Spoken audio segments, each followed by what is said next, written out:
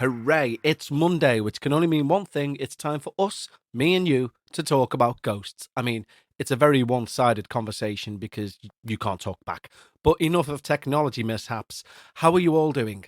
Every podcaster in the world wants to know. They always ask, we always ask, how the devil are you? I hope you're well, personally. I know all other podcasters hope you're having a terrible day, but that's for them to deal with. They don't really. They're all lovely people. So today I'm going to be reviewing another app, and this is an app which is not necessarily paranormal. Let's just say it could potentially change your life. How interesting is that? And of course, we have your ghost stories, and we have Becca back to do her Reddit corner. Yes, all that to come. But first and foremost, we need to say thank you to our newest Patreons because they literally keep the show alive. If you'd like to become a Patreon, you need to go over to patreon.com/we need to talk about ghosts. When you do so, not only will you help the show, you'll also receive two shows each and every week. That's like 8 a month, if I do quick maths. One of those is just a ramble from me trying to be funny, normally failing. And the other is a paranormal show which airs on a Sunday. So that came out yesterday. So when you do that, I also like to say thank you via the medium of song. So we've got some new Patreons to thank this week. And I'm going to sing a little song to say thank you to them. The guitar is well and truly out, and we have 3 new wonderful patrons. Thank you, guys, to say hello and thank you too. They are named Courtney Goodrich, Omen Obscurum, what a name, and Hannah Bird. And this song is for you guys. Oh yeah. A Courtney Goodrich, Omen Obscurum, Hannah Bird. You're supporting patron, you're supporting the show, you're getting the lights on here, and I wanna say thank you. Ooh, ooh, ooh, ooh, ooh, ooh, ooh, ooh. I wanna say thank you. Ooh, ooh, ooh, ooh, ooh, ooh. Oh, nearly forgot to end it on a 7th. I ended it on a 7. So thank you very much to our new wonderful Patreons. Don't forget, go over to patreon.com/we need to talk about ghosts. Okay, so now it's time for me to review something paranormal so you don't have to. And what I'm going to review this week is another app. So you'll recall last week we reviewed the Necromonicon app, and people have emailed in and said they've since bought it or since thought, what a load of rubbish. And it was kind of getting a thumbs up and a thumbs down, so that about balances out. But this week, what we're going to look at is not necessarily paranormal, although it may lead to a paranormal experience or something you'd perceive as paranormal. Now, this app is actually I didn't know this till I looked into it, but it's been done relatively close to where I am. It was done at one of the universities in Liverpool, I believe. Now, this app is called Lumenate. Okay, now the good thing about this app, first off, before I go on to what it does, is that you can download a free version. You then can pay for the full unlocked version, which is what I've done because I want to give it a bit more time to see what happens. But let me tell you what the app is. Okay, now the app advertises itself as being able to take psychedelics, but without needing to take psychedelics. Okay, so for everyone out there who's ever thought, I wonder what it'd be like to like loosen the perceptions of my mind, baby, which I know a lot of people who are into the paranormal also kind of are into a little bit. I'm not saying they take drugs because we don't, you know what I mean? But we are interested in altered states of perception. Now, what this app does is it uses the flash on your camera phone. Okay, I will put in a disclaimer here to say I would imagine epileptics can't use it if you've got epilepsy. I would imagine, because what it does is it uses the flash on your phone to go off at such high speeds in front of your eyes. You're meant to have your eyes closed, of course. You put headphones in, and then for 5 to 10 minutes, you hold the phone in front of your face in a dark room. And there's been some research done that shows that the effects on your brain after being subjected to this for like 3 or 4 minutes will start to mimic what it's like to be on psychedelic drugs. Now, that's appealing to me because I've got no interest in taking psychedelic drugs. No, thank you very much. But I am interested in altering my perceptions to see if anything happens. Now, they've been getting some really good reports on people who are saying, I've experienced this. I found myself on a beach, all these magical things. I've not experienced anything of the sort as of yet. all I've got off from it really is like a few little different colours, patterns, and stuff like this. But it's a very interesting concept, and I'm all about technology trying to weave its way into our spirituality somehow. He says that was a nice way of segueing into it. But yes, it's called Lumenate. I'm not paid for any of these sort of reviews, by the way, just in case. I say this each time, but I need to reiterate it in case people says or people think, oh, he gets a kickback from this. I sincerely don't. I've currently got the app. I have subscribed to the full model just because I think after like maybe a week or something, you then only get really shortened sequences, but I wanted to give it more of a chance. So I've got the full thing released. And yeah, I want to give it a bit of a go. So currently, I can't give it a thumbs up or a thumbs down because I haven't experienced with it enough. So I'm going to give it, for the first time ever, 2 sideways thumbs because I don't know. Like, as I say, if you suffer from epilepsy or if you suffer from any sort of migraine induced by light, I would suggest to read all the warnings about it to see in case there's anything that might trigger you. But other than that, download it. It's free. Give it a go. See if it alters your consciousness. And see if maybe you can loosen the strings of your psychic perceptions. Now we're going to go right into your paranormal experiences. And the first one we're going to look at today is amazing. And I say that in all sincerity. It's coming from Gail, and she actually sent it in a while back, but in the mix up with me rebranding the shows and other stuff like that, I mislabeled it. So now I've found it again, and you're going to hear it right now. And it's bloody amazing. And it's called So I Might Be a Psychopomp. Now, do you recall, if you listen to the show for a long time, you'll know what a psychopomp is. A psychopomp is something, as far as I'm aware, but we may all be educated throughout this email, but it's more like a letter, really. It's an attachment to an email. But a psychopomp, as far as I'm aware, is like the Grim Reaper. It's somebody who appears and guides people across the threshold to death, but we may learn more in Gail's letter. This is Gail's experience.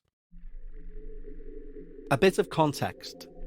A couple of years ago, I found myself in need of some mental health assistance for what felt like the darkest depression of my life. I was already taking the full dose of Prozac per day, and my regular psychologist was on a 2-week Christmas break. Hospital wasn't an option, as I was breastfeeding my son and couldn't face being locked up during Christmas. Having exhausted all the Google searches for mental health help in my area, I started looking up healing. This was what I really needed. No matter how I framed the word healing in my searches, I kept landing on the same page for a local shaman. This felt serendipitous, and being very spiritual and open-minded, I booked a session for the next week in the vague hope that the shaman would lift some negativity from around me. The appointment came around, and the shaman explained to me that they would act as a conduit to spirit and remove unwanted energies, including stuck entities or spirit attachments. There would also be some soul retrieval work to reconnect me with pieces of myself, or my soul, which were lost during traumatic experiences. The therapy would happen around me as I lay on the floor in meditation. Now this seemed too easy, but all the same, I was a little apprehensive and really wanted it to work. The session was brilliant. Never had I experienced such a visual meditation before. I was seeing and hearing a whole other world. Blackness in the shape of 2 people ran from the direction of the shaman. A wolf standing over me as a protector. The abundance of colours and shapes. My lovely grandma appeared with her arms open. A chaotic mess unformed behind her. I heard a low, swirling wind around me, which was isolated and not part of the calming music going on in the room. Once it was over, 2 hours zipped by in like 20 minutes. The shaman explained that I should expect some changes or a shift over the course of the next week, and to have compassion for whatever came to me. That night, I slept like a baby. The following night came the dream.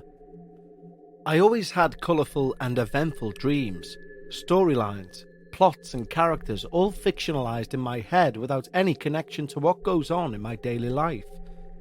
However, this dream was so lifelike and felt strangely normal that it stands out for me. I'm sitting at a low, round table with a mix of people I don't know. It's a social setting and I seem to be chatting and engaging with everyone. There's a guy to my left. He isn't really talking. I feel like he just wants to be near me. I see he has a backpack on. Maybe he's travelling somewhere. Next scene is just me and the backpack guy, and it feels like one of those end-of-night scenarios where you're the last two standing after a night out. He has shared something with me, something deeply personal, and I feel like he needs comfort. I put my arms on his shoulders and I look into his eyes. I hear myself say, "I don't believe that of you. You are good." The mood changes, it's lighter, and we're travelling. Flying, in fact. Me on his back, awkwardly heading in a downwards direction. We arrive in front of what looks like two elevator doors.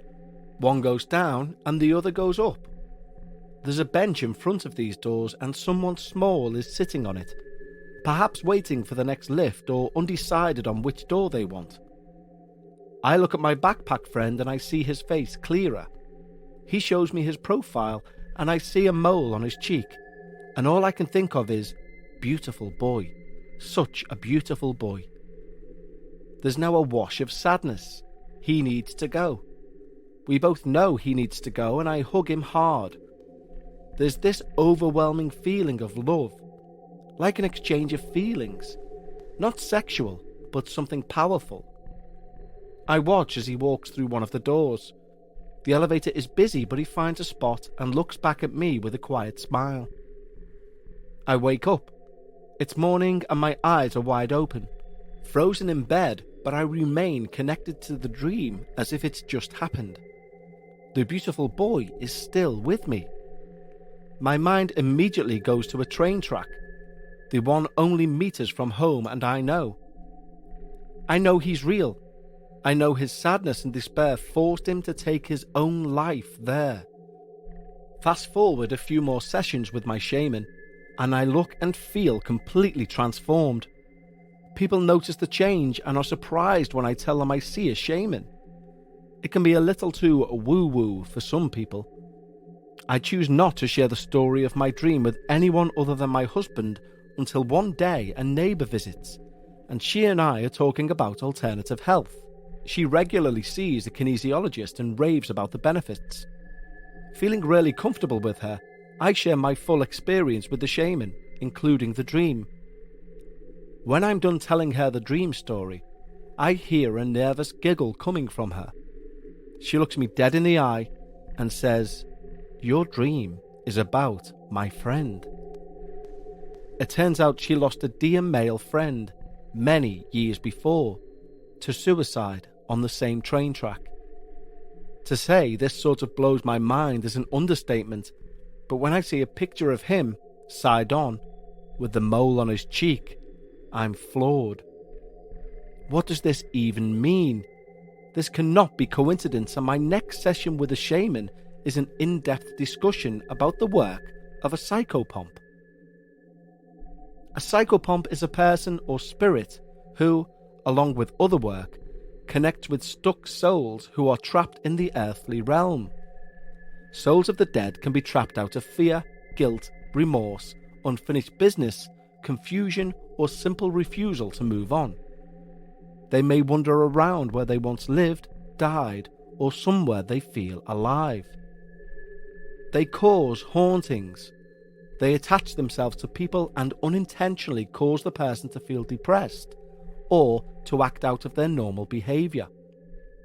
Stuck souls who suffered addiction in their life may hang out in pubs. Yes, pubs. Feeding off the intoxication and enjoying the buzz through osmosis. Lots of unpacking with the shaman later, and I realise that maybe I've been doing the work of a psychopomp for years in my sleep. A long-time sufferer of fatigue, I often wake up exhausted, as if I just did a night shift and yet to have a solid 8 hours rest. This is often a sign of someone who leaves their body for the other worlds in their sleep.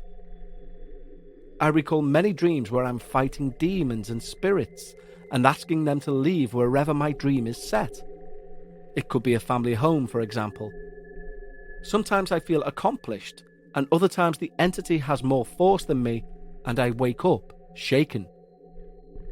A more significant dream about my uncle, which happened a couple of years prior to me meeting the shaman, might explain the psychopomp in me a little better.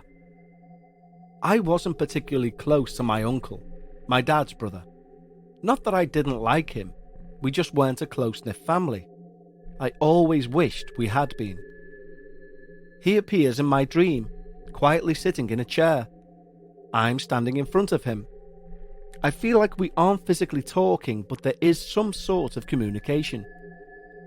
The next thing I know, we're both arriving somewhere. It's a street, and right there, sitting on the curb, are members of my family, all deceased. My dad, my lovely grandma, my cousin, and some other people I don't know. They're all smiling and welcoming us over. My dad stands up and makes way for us. It is just the most beautiful experience to be with these people again, laughing, sharing a drink, and feeling at home. I wake up and decide the dream is a sign that I should reach out to my uncle and open a conversation to begin a relationship.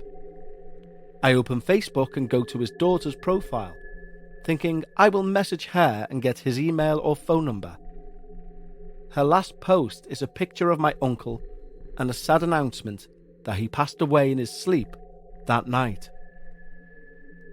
Putting the pieces together, I see that my uncle needed help crossing over during his passing, and it was my job to travel with him. I believe that wholeheartedly. This last story of mine has prompted me to take Psychopomp seriously, and I now have a nightly ritual where I ask Spirit to protect me and to let me sleep, undisturbed, until I'm ready to work with the dead. One night, I woke up and couldn't get back to sleep. I am restless and my husband is sleeping downstairs in the living room. I put the bedside light on and reach for my phone to check the time. It's 3:30 a.m. No sooner have I picked up my phone when I hear this almighty yell from the living room. It's so loud, guttural, anger-filled and unearthly that I immediately know it's not my husband and figure I must have connected to a YouTube video with the Bluetooth speaker on full blast. Of course, there are no such things going on with my phone, and I'm now petrified, absolutely fearful. Too scared to call out, too scared to investigate. I keep the light on and fall asleep sitting up. 2 nights later, I dream that I'm laying down on my bed asleep, in the exact same position as I am actually sleeping.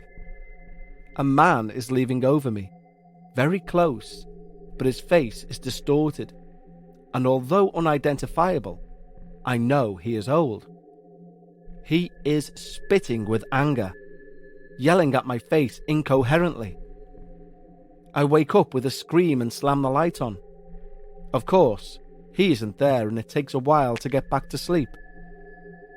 It's my belief that when you're called to work with spirit, or you open yourself up to the other side, you shine like a light, and you attract the good, the bad, and the ugly. And it's necessary to call in protection, educate yourself, and set boundaries. Souls will travel time and space to find a person who can help them, and although I didn't help the old man, I know he was just passing through and has moved on elsewhere. With those experiences, and more, I think I might be a psychopomp, but for now I am taking things slow. I recently studied a course in end of life, and I feel the next thing for me to work with are those in palliative care who need a little extra guidance and compassion for their journey on a spiritual level.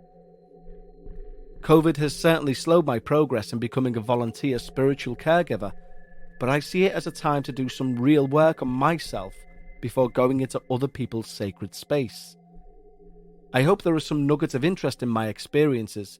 Please keep up all the amazing work you do at We Need to Talk About Ghosts. It's my weekly indulgence listening in from Australia. Lots of love, Gail. Wow. How do we unpack that then? Well, firstly, we need to thank Gail for sending in that story or that series of events, or indeed like almost a diary of your spiritual experiences. Fascinating. Secondly, I need to thank you for the education, because I always thought, or assumed, should I say, that a psychopomp could only be a spiritual deity, like the Grim Reaper, like a banshee, something which foretold or carried a cross. I didn't realize or even contemplate that it could also be a human being. Do I believe that you are a psychopomp? I don't know, but I will say that your experiences there certainly point towards it, and it's fascinating. It really genuinely is. I mean, we talked about mental health on the show before, and thank you for being so honest as well, Gail, about your mental health journey there as well. I'm not great with mental health on occasion, and I know a lot of other people who aren't too. And it seems to be, I'm not saying it's a common thing, but it seems to be maybe more common because more people feel open enough to talk about it. But I am exceptionally interested in the work you see that was done with that shaman, and the experience that seemed to come out of that. Such a fascinating account. So thank you very much, Gail. At the end of our correspondence back and forth, you also say that you've got a few other stories that you're going to write down. So I think I'll say it here, loud and proud. Please do, Gail, and send them in, for that's how the show works. But thank you so much, Gail. That was really amazing. So I think after Gail's amazing tale, we need to speak to someone with a more rational point of view. And I think we all know who that individual is. She's sat reading paranormal Reddit in her corner. It's Becca. Ladies and gentlemen, now it is time for Paranormal Reddit Corner with Becca.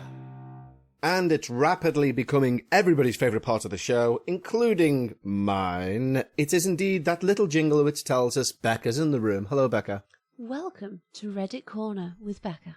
Insistent on doing that, aren't you? I thought we agreed. Well, we did that agree, I should do it. but yeah, you should. Yeah. Well, then what's your problem? Only because I literally say those exact words in the jingle.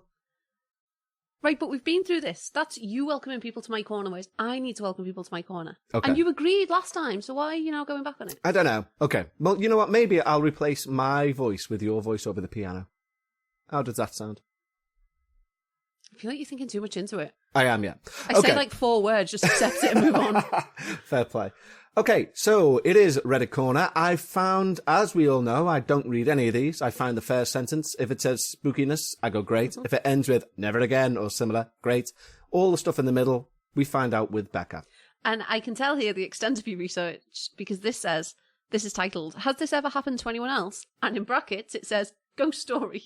Yeah. So you've clearly spelled that right. That'll do. That'll do. No, because it's also on the subreddit, so people know where to find the subreddit r/ghost story. Okay, Becca, take it away. Let's begin. My grandmother passed away a few years ago, but she used to tell us this story about what she would experience before a loved one would die. She was the youngest in her family, so she, unfortunately, had to experience this a lot. She lived in an old house with a spiral staircase. She would occasionally see a figure of a woman walking up these stairs and then vanishing. Within the next few days, someone in her family would die.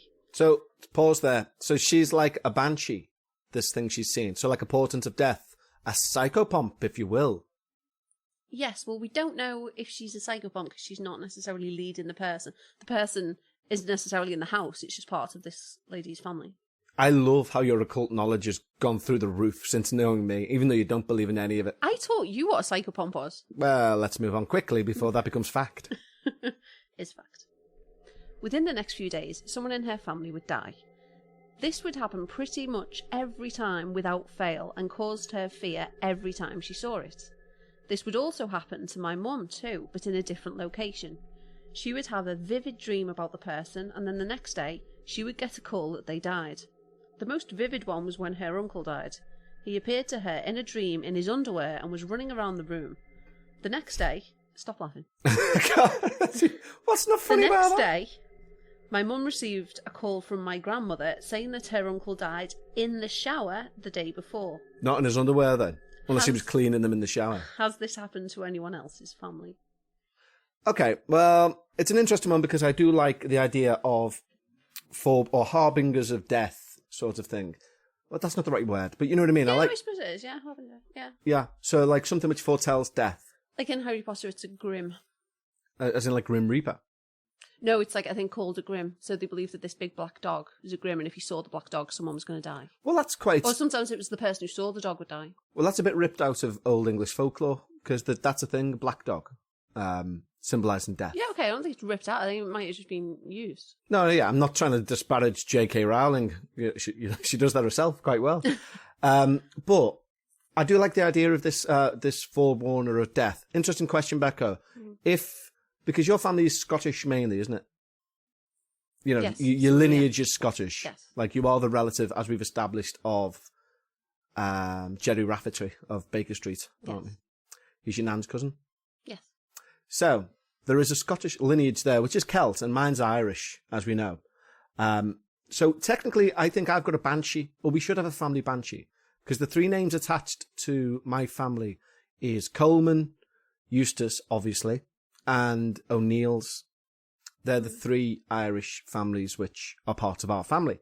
Now, I know the O'Neills have a banshee. I covered it in a Patreon recently. But my question to you, Becca, is if you had a family banshee attached, would you want to ever experience it? Would you like the knowledge? Because it's kind of vague, isn't it? So you'd hear like, "Arr!" And that just means there is an impending death. You don't know of whom. Crikey.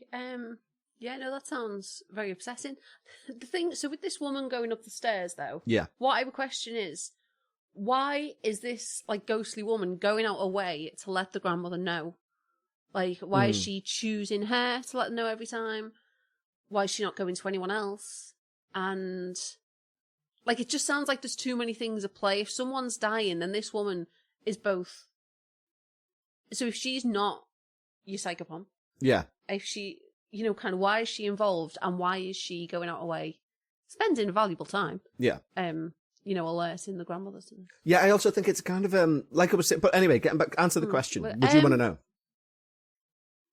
Yeah. You would. See, but this is the thing with many Banshee stories, there's, Especially if it's just a howl. I wouldn't really want someone in there because I think that's scary. yeah, but with, like a with howl. many Banshee stories, there's no specificity.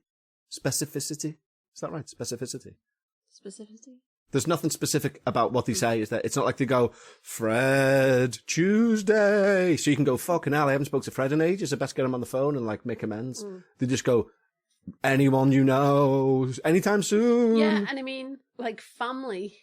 Like they're saying here it's family. Like what are the rules for family? Is it purely a blood relation? Like so if I heard it and it was family, would I know, for example, that you were safe? Or would they, you know, because we live together, would they consider that family? Or once we were married, would that become It's a good point, like, yeah. What, you know, what are the rules is what I want to know. It's What's like- the T's and C's? Yeah, so it's like if there's if Banshees exist, do they sit there with a pad and pen? And when like, so let's say I have a family Banshee under the O'Neill section, right? If me and you get married, does the Banshee then pull out her pad and go, gotta add Becca to the list now because they're married under the eyes of God? Yeah, exactly. See my the way I've surreptitiously laid the foundation for us having a religious wedding there if we ever get married. And That you will not be the accepted case. it. That will absolutely not be the case. I'm a Catholic. If we ever get married, we have to get married under the eyes of God. Otherwise, I'll go to I hell. thought God was everywhere. Touche, you bloody Got it. atheist. Damn these atheists and their rational arguments. Okay then, Becca. Well, once again, it's been a pleasure to have you, or have me, in your corner. Anything that you'd like to sign off with? Are you going to stick to your safe journey home, guys? It nearly came a cropper last week when I implied people may die on the journey home, but Yeah, I'd rather you didn't do that. okay. Thank you for visiting Reddit Corner with Becca and safe journey home. I think there's nothing I can add to that. Although I'd like Then to. why try? Because I'm a rambling piece of shit. But okay. Thank you, Becca. As always, you've been a pleasure.